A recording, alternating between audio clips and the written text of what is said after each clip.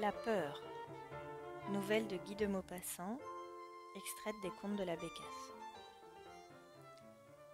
On remonta sur le pont après dîner. Devant nous, la Méditerranée n'avait pas un frisson sur toute sa surface, qu'une grande lune calme moirait. Le vaste bateau glissait, jetant sur le ciel qui semblait ensemencé d'étoiles un gros serpent de fumée noire, et derrière nous, l'eau toute blanche, agitée par le passage rapide du lourd bâtiment, battue par l'hélice, moussait, semblait se tordre, remuait tant de clarté qu'on eût dit de la lumière de lune bouillonnant. Nous étions là, 6 ou 8, silencieux, admirants, l'œil tourné vers l'Afrique lointaine où nous allions. Le commandant, qui fumait un cigare au milieu de nous, reprit soudain la conversation du dîner. « Oui, j'ai eu peur ce jour-là. Mon navire est resté 6 heures avec ce rocher dans le ventre, battu par la mer. Heureusement que nous avons été recueillis, vers le soir, par un charbonnier anglais qui nous aperçut. » Alors un grand homme à figure brûlée, à l'aspect grave, un de ces hommes qu'on sent avoir traversé de longs pays inconnus, au milieu de dangers incessants, et dont l'œil tranquille semble garder dans sa profondeur quelque chose des paysages étranges qu'il a vus, un de ces hommes qu'on devine trempés dans le courage, parla pour la première fois. « Vous dites, commandant, que vous avez eu peur. Je n'en crois rien. Vous vous trompez sur le mot et sur la sensation que vous avez éprouvée. Un homme énergique n'a jamais peur en face du danger pressant. Il est ému, agité, anxieux, mais la peur, c'est autre chose. » Le commandant reprit en riant. « Fichtre, je vous réponds bien que j'ai eu peur, moi. » Alors l'homme au teint bronzé prononça d'une voix lente. « Permettez-moi de m'expliquer. La peur, et les hommes les plus hardis peuvent avoir peur, c'est quelque chose d'effroyable, une sensation atroce, comme une décomposition de l'âme, un spasme affreux de la pensée et du cœur, dont le souvenir seul donne des frissons d'angoisse. Mais cela n'a lieu quand on est brave, ni devant une attaque, ni devant la mort inévitable, ni devant toutes les formes connues du péril. Cela a lieu dans certaines circonstances anormales, sous certaines influences mystérieuses, en face de risques vagues. La vraie peur, c'est quelque chose comme une réminiscence des terreurs fantastiques d'autrefois. Un homme qui croit aux revenants et qui s'imagine apercevoir un spectre dans la nuit doit éprouver la peur en toute son épouvantable horreur. Moi, j'ai deviné la peur en plein jour, il y a 10 ans environ. Je l'ai ressentie l'hiver dernier par une nuit de décembre. Et pourtant j'ai traversé bien des hasards, bien des aventures qui semblaient mortelles. Je me suis battu souvent, j'ai été laissé pour mort par des voleurs, j'ai été condamné comme insurgé à être pendu en Amérique et jeté à la mer du pont d'un bâtiment sur les côtes de Chine. Chaque fois je me suis cru perdu, j'en ai pris immédiatement mon parti, sans attendrissement et même sans regret. Mais la peur, ce n'est pas cela. Je l'ai pressentie en Afrique, et pourtant elle est fille du Nord. Le soleil la dissipe comme un brouillard.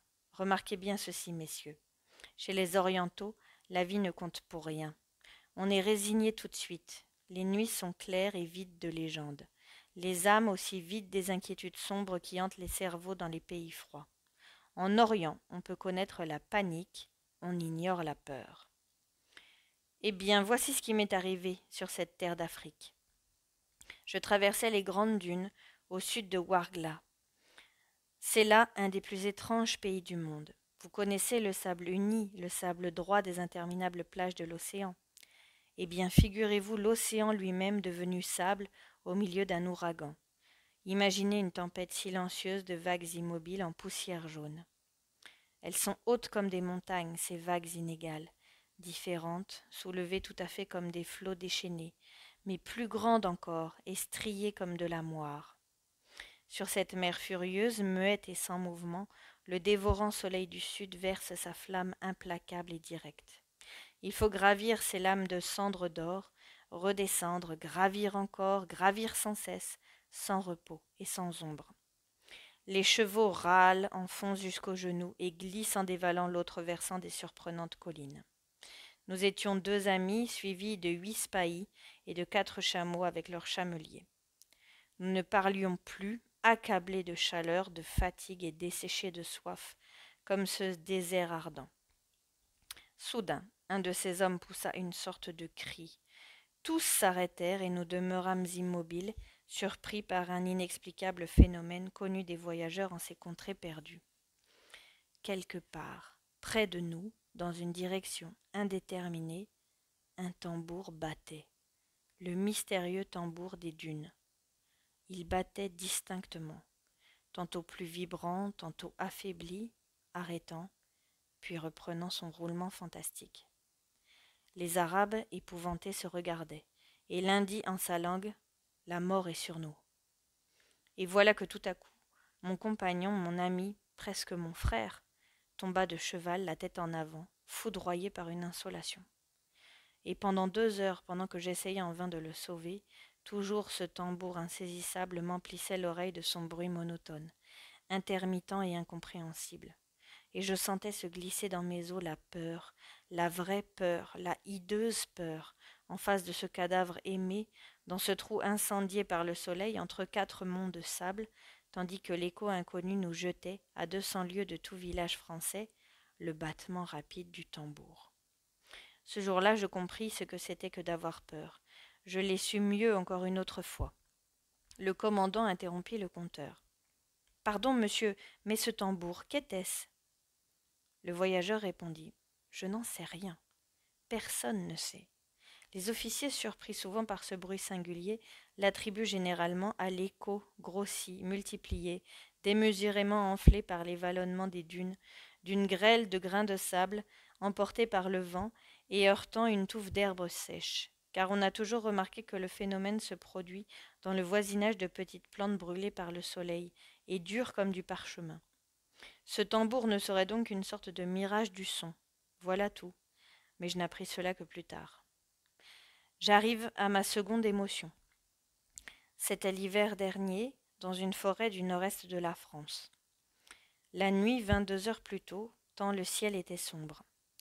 J'avais pour guide un paysan qui marchait à mon côté, par un tout petit chemin, sous une voûte de sapins dont le vent déchaîné tirait des hurlements.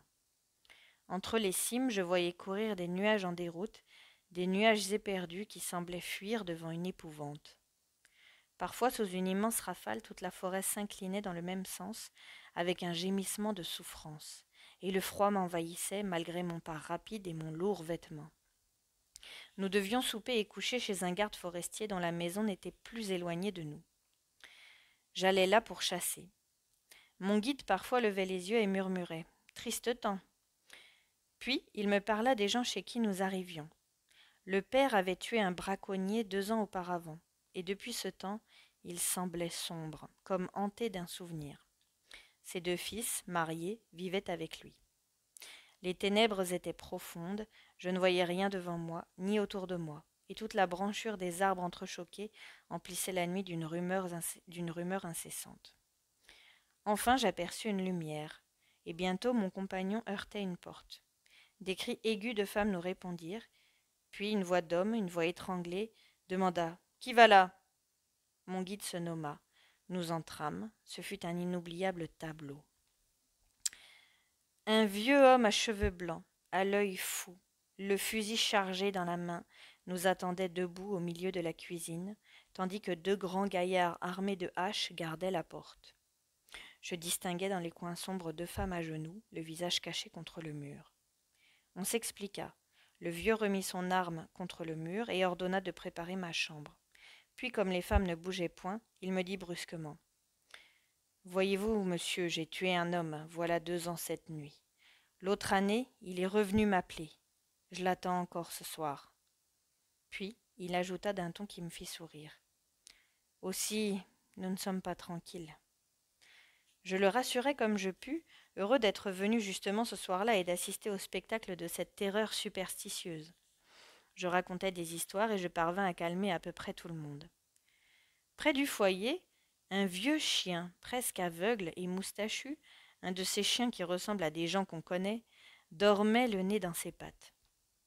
Au dehors, la tempête acharnée battait la petite maison, et par un étroit carreau, une sorte de Judas placé près de la porte, je voyais soudain tout un fouillis d'arbres bousculés par le vent à la lueur de grands éclairs. Malgré mes efforts, je sentais bien qu'une terreur profonde tenait ces gens, et chaque fois que je cessais de parler, toutes les oreilles écoutaient au loin. Là d'assister à ces craintes imbéciles, j'allais demander à me coucher, quand le vieux garde tout à coup fit un bond de sa chaise, saisit de nouveau son fusil en bégayant d'une voix égarée. Le voilà, je l'entends. Les deux femmes retombèrent à genoux dans leur coin en se cachant le visage, et les filles se reprirent leurs haches. J'allais tenter encore de les apaiser quand le chien endormi s'éveilla brusquement, et levant sa tête, tendant son cou, regardant vers le feu de son œil presque éteint, il poussa un de ces lugubres hurlements qui font tressaillir les voyageurs le soir dans la campagne. Tous les yeux se portèrent sur lui. Il restait maintenant immobile, dressé sur ses pattes comme hanté d'une vision, et il se remit à hurler vers quelque chose d'invisible, d'inconnu, d'affreux sans doute, car tout son poil se hérissait. Le garde, livide, cria « Il le sent! Il le sent! Il était là quand je l'ai tué !» Et les femmes égarées se mirent toutes les deux à hurler avec le chien. Malgré moi, un grand frisson me courut entre les épaules. Cette vision de l'animal dans ce lieu, à cette heure, au milieu de ces gens éperdus, était effrayante à voir. Alors, pendant 1 heure, le chien hurla sans bouger. Il hurla comme dans l'angoisse d'un rêve, et la peur, l'épouvantable peur, entrait en moi. La peur de quoi? Le sais-je? C'était la peur, voilà tout. Nous restions immobiles, livides, dans l'attente d'un événement affreux, l'oreille tendue, le cœur battant, bouleversé au moindre bruit. Et le chien se mit à tourner autour de la pièce, en sentant les murs et gémissant toujours. Cette bête nous rendait fous. Alors le paysan qui m'avait amené se jeta sur elle dans une sorte de paroxysme de terreur furieuse, et ouvrant une porte donnant sur une petite cour, jeta l'animal dehors. Il se tut aussitôt, et nous restâmes plongés dans un silence plus terrifiant encore. Et soudain, tous ensemble, nous eûmes une sorte de sursaut. Un être glissait contre le mur du dehors vers la forêt. Puis il passa contre la porte qu'il sembla tâter d'une main hésitante. Puis on n'entendit plus rien pendant 2 minutes qui firent de nous des insensés. Puis il revint, frôlant toujours la muraille, et il gratta légèrement comme ferait un enfant avec son ongle. Puis soudain une tête apparut contre la vitre du Judas, une tête blanche avec des yeux lumineux comme ceux des fauves, et un son sortit de sa bouche, un son indistinct, un murmure plaintif. Alors un bruit formidable éclata dans la cuisine. Le vieux garde avait tiré. Et aussitôt les fils se précipitèrent, bouchèrent le Judas en dressant la grande table qu'ils assujettirent avec le buffet.